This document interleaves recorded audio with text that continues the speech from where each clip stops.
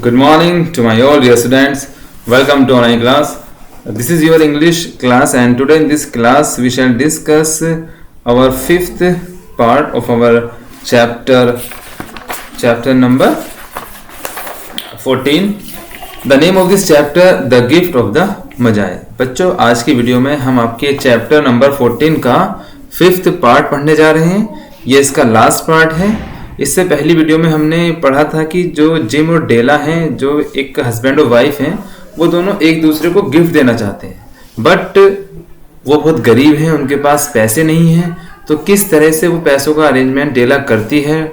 Gym के लिए एक जो है उसकी घड़ी के लिए एक चैन खरीदती है कि प्लेटिनम की चैन, बहुत ही कीमती चैन खरीदती है. और कैसे खरीदती है?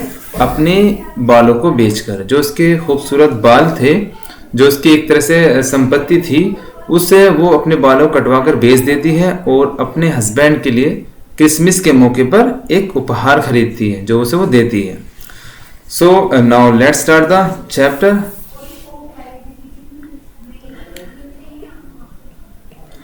But she hugged them to her bosom, and at length she was able to look up with dim eyes, and I smiled and gay. My hair grows so fast. Gym means जो gym है, gym डेला के लिए क्या खरीदता है? वो खरीदता है उसके लिए कंघे, क्योंकि उसे पता नहीं होता कि जिम ने अपने बाल कटवा दिए हैं, और वो एक तरह से अपनी घड़ी बेचकर जो है कंघे खरीदता है डेला के लिए. तो डेला को बड़ा अफसोस होता है अपने बाल कटवाने का, बट वो कंघे उसे बहुत अच्छे लगते हैं. बट किंतु शी हग्ड, वह जो है हग्ड मीन्स उन्हें गले से लगा लेती है. Them to her bosom, यानी जो डेला है वो उन कंगों को अपने सीने से लगा लेती है. And length she was able to look up, और लेंथ मीन्स काफी समय बाद. लेंथ का मतलब ऐसे लंबाई होता है. काफी समय बाद शी लुक अप, वह ऊपर देखती है. विद डिम आईज, यानी अपनी जो उसकी झुकी हुई आंखें थी, जो उसकी उदास आंखें थी, उन्हें देखती है. एंड स्माइल एंड गे, और थोड़ा मुस्कुराती है और कहती है, my hair grows so fast Jim. Jim, मेरे बाल जो है जल्दी बड़े हो जाते हैं, जल्दी ही आ जाएंगे.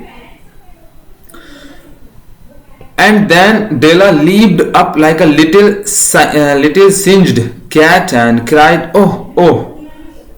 एंड मिस, और देन मिस, तब डेला लीप्ड का मतलब होता है उछलना. देन लीप्ड, डेला उछल पड़ी. Like a little singed cat, यानी एक ऐसी बिल्ली की तरह, जो बिल्ली जो है देखने में तो अच्छी नहीं होती, लेकिन वो बिल्ली जो है अंदर से बहुत अच्छी होती है. तो एक बिल्ली की तरह वो उछल पड़ी. उसका व्यवहार बड़ा अच्छा था. और क्राइड माने चिल्लाई, oh oh. Jim had not yet seen his beautiful present. Jim had yet not seen his beautiful present. She held it out to him eagerly upon open palm. The dull precious metal seems to flash with a reflection of her bright and ardent spirit. Means, Jim, had you not seen his beautiful present, यानी तुमने अपना इतना खूबसूरत उपहार पहले कभी नहीं देखा होगा जो मैं तुम्हारे लिए लेकर आई हूं. She held it out, उसने उसे पकड़ा. Held मिस पकड़ना, it मिस उपहार को, out मिस बाहर निकाला. To him eagerly, बड़ी ही उत्सुकता से, बड़ी ही खुशी से उसने उस गिफ्ट को बाहर निकाला जिम को देने के लिए. Upon her open palm, और उसे अपनी खुली हथेली पर रख लिया. पाम का मतलब होता है हथेली. The dull precious, यानी वो जो कीमती पत्थर थे, मेटल जो धातु थी, seems to flash में चमकना, with a reflection माने प्रतिबिंब. उस कीमती धातु में जो है रिफ्लेक्शन, एक तरह से चमक आ रही थी. किसकी? Offer bright and ardent spirit, उसकी चमकीली और उत्साहित जो आत्मा थी, उस आत्मा का एक रिफ्लेक्शन उस घड़ी में दिखाई दे रहा था कि वो कितनी खुश थी. Isn't it beautiful, Jim? I haunted all over town to find it. You will have to look at the time 100 times a day now. Give me your watch. I want to see how it looks on it. Instead of obeying, Jim tumbled down on the couch and put his hands under the back of his head and smiled. Means Della Jim से पूछती है, is it beautiful Jim? Jim, ये सुंदर नहीं है जो मैं आपके लिए लेकर आई हूं, ये जो चैन है ये सुंदर नहीं है? आई हॉन्टेड, हॉन्टेड माने खोजना, ढूंढना। I haunted all over town to find it, यानी इसे प्राप्त करने के लिए मैंने पूरा शहर छान डाला, मैंने पूरे शहर में घूम गई। You will have to look at the time 100 times a day now, यानी जब तुम इस घड़ी को देखोगे तो तुम्हें बार बार 100 टाइम्स माने 100 बार तुम्हें इस घड़ी में टाइम देखने का मन करेगा। ये जो चैन इतनी खूबसूरत है। गिव मी योर वॉच, मुझे अपनी घड़ी दो। I want to see how it looks on it. I want to see माने मैं देखना चाहती हूं ये चैन आपकी घड़ी में कैसी लगती है। इंस्टेड ऑफ ओबेइंग, यानी उसकी बात को मानने की बजाय, gym tumble down on the couch, couch में सोफा, जिम जो है सोफे पर गिर पड़ा या सोफे पर बैठ गया। एंड पुट हिज हैंड्स, और अपने हाथ निकाले, under the back of his head. And put his hands, put means रखना होता है, हिज हैंड मीन्स रख लिए, under the back of his head, अपने सिर के पीछे उसने अपने दोनों हाथ रख लिए। एंड स्माइल, और मुस्कुराया। डेला said he, let's put our Christmas present away and keep them a while. They are too nice to use just as present. I sold the watch to get the money to buy your combs, and now suppose you put the chops on. Means Jim ने कहा, Della said he, यानी Jim ने कहा Della, let's put our Christmas present, चलो जो हमारे Christmas के जो उपहार हैं, अवे कीप, इन्हें दूर रख देते हैं, देम अ व्हाइल, यानी अभी के लिए हम जो है इन गिफ्ट को दूर रख देते हैं। दे आर टू नाइस, ये बहुत अच्छे हैं, टू यूज करने के लिए, जस्ट एट प्रेजेंट, लेकिन अभी इन्हें रहने दो। जिम ने ऐसी बहाना बनाया कि अभी इन गिफ्ट को आप एक तरफ रख दो, अब इन गिफ्ट को हम बाद में देखेंगे। आई सोल्ड, अब बताता है वो असलियत। आई सोल्ड, मैंने बेच दी, द वॉच, उस घड़ी को, टू गेट द मनी, पैसों के लिए, टू बाय योर कॉम्स, यानी मैंने तुम्हारे लिए कंघे लेने के लिए अपनी घड़ी बेच दी। यहां जो है जिम अपनी बात को बताता है कि जिस घड़ी के लिए उसने चैन खरीदी थी, उस घड़ी को जिम ने डेला के लिए बेच दी थी।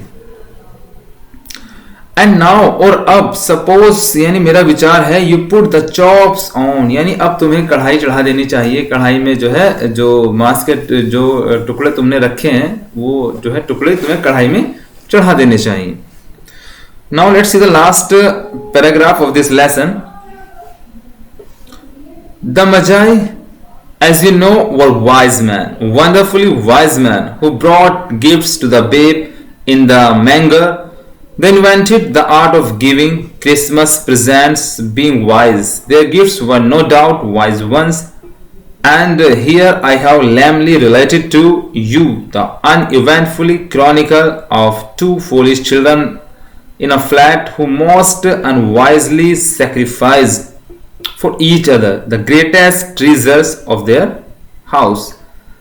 But in a last word to the wise of these days, let it be said that of all who give gifts, such as they are wisest, everywhere they are wisest, they are the magi.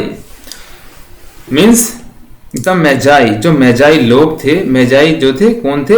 As you know माने जैसे तुम जानते हो, वो wise man, यानी जो मैजाई थे वो बड़े ही बुद्धिमान क्या थे? राजा थे। वंडरफुल वाइज मैन, यानी एक शानदार बुद्धिमान व्यक्ति जो थे वो मैजाई कहलाते थे अपने पुराने समय में। हु माने जो, ब्रोट मिस लाते थे, gifts to the babe, babe यहाँ आया है जीसस क्रिस्ट के लिए, यानी जो ईसाइयों के जो प्रवर्तक हैं, जो गुरु माने जाते हैं, जीसस, ईसा मसीह, तो वो ईसा मसीह के लिए क्या लेकर आए थे? गिफ्ट लेकर आए थे मजाई लोग, मजाई जो किंग थे। बेब इन द मैंगर, मैंगर का मतलब वैसे यहाँ पर जो है एक तरह से क्या है, एक मैदान है, वैसे इसका मतलब चारा भी होता है मैंगर का मतलब।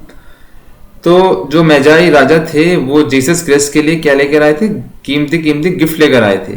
तभी से प्रथा चली हुई है। इस पैराग्राफ में ओ हेनरी हमें बताता है मैजाई लोग के बारे में। They invented the art of giving, invented माने खोज की थी, the art of giving Christmas present, यानी क्रिसमस के त्योहार पर उपहार लेने देने की शुरुआत उन्होंने ही की थी, मैजाई लोगों ने। बीइंग वाइज, बुद्धिमान व्यक्ति होने के बावजूद वो जो है मैजाई थे वो बुद्धिमान थे। Their gifts were no doubt wise ones, यानी जो उनके गिफ्ट थे, जो उनके उपहार थे, वो भी बड़ी बुद्धिमानी से दिए जाते थे। And over here I have lamellae related, यानी लैमली का मतलब यहाँ कमजोर तरीके से, यानी मैं इसमें जो इसके राइटर हैं ओ हेनरी बताना चाहते हैं अपने रीडर से, अपने पढ़ने वालों से, कि मैं आपको उस तरीके से नहीं बता पाया कहानी को जिस तरीके से वो मुझे बतानी चाहिए थी। मैं रिलेटेड नहीं कर पाया, यानी बता नहीं पाया। यू मीन्स आपको, द अनइवेंटफुली, अनइवेंटफुल का मतलब होता है अनइंटरेस्टेड, यानी अरुचिकर।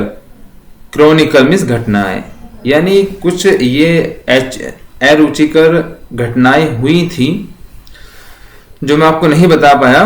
टू फुलिश चिल्ड्रंस, दो फुलिश मीन्स मूर्ख बच्चे, इन अ फ्लैट, यानी एक फ्लैट में, एक कमरे में जो दो फुलिश बच्चे थे, हु मोस्ट अनवाइजली, अनवाइजली का मतलब अबुद्धिमत्ता पूर्ण, यानी मूर्खतापूर्ण। In flat who most unwisely sacrifice का मतलब बलिदान करना, फॉर ईच अदर, एक दूसरे के लिए। The greatest treasure of their house, यानी जो उनकी घर की संपत्तियां थी, किसकी, डेला की और जिम की, उन दोनों ने किससे अबुद्धिमत्तापूर्ण यानी मूर्खतापूर्ण अपने जो उनकी महान संपत्ति, जो उनका खजाना था, वो खजाना एक दूसरे के लिए क्या कर दिया, सेक्रीफाइस कर दिया, बलिदान कर दिया। But in the last word to the wise of these days, but माने किंतु, इन लास्ट वर्ड मीन्स आखिरी शब्दों में जो कवि है, जो इसका लेखक है, वो कहना चाहता है the wise of this days, आजकल के बुद्धिमान जो लोग हैं उनके बारे में बताना चाहता है वो। Let it be sad, sad means कहना चाहता है। दैट माने की, of all means of all माने सब, हु गिव गिफ्ट्स, यानी जो उपहार देते हैं या प्रेजेंट देते हैं या लेते हैं। Such as they are wisest, वे वास्तव में क्या है, बुद्धिमान व्यक्ति हैं। एवरीवे माने प्रत्येक जगह, दे आर वाइजेस्ट, यानी प्रत्येक जगह वो सबसे बुद्धिमान जो है व्यक्ति कहलाते हैं। दे आर द मैजाई, वास्तव में वे असली मैजाई हैं, वे असली मैजाई हैं जिन्होंने जो है अपनी जो सबसे कीमती चीज थी उसका बलिदान कर दिया एक दूसरे के लिए। यानी कवि कहता है कि जो मैजाई पहले थे उनके पास तो सब कुछ था, धन दौलत सब थी, उन्होंने उसी में से गिफ्ट दिए।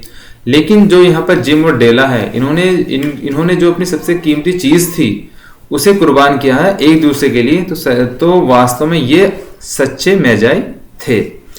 इसके राइटर्स ओ हेनरी हैं। Your chapter has finish now, यहीं पर आपका जो चैप्टर है वो खत्म होता है। इसमें कुछ वर्ड्स मीनिंग है जो आपको याद भी करने हैं, जैसे बारगेनिंग मीन्स सौदेबाजी, ब्यूचर मीन्स मीट विक्रेता, व्हील मीन्स तेजी से घूमना, कैस्केड मीन्स झरना, रैनसेकिंग मीन्स छानबीन करना, इंटॉक्सिकेशन नशा, मेमाउथ मीन्स विशाल, निम्बल मीन्स फुर्तीला, एक्सटेफिक उत्मादपूर्ण यानी अत्यधिक आनंद, क्रॉनिकल माने होता है इतिहास यानी ऐतिहासिक कोई घटना। सभी बच्चों को इस चैप्टर की अच्छे से रीडिंग करनी है और इसके वर्ड मीनिंग भी याद करने हैं। इस चैप्टर्स के जो एक्सरसाइज हैं, जो क्वेश्चन आंसर है, वो आपको अगले टर्न पर सेंड कर दिए जाएंगे। That's all and thank you.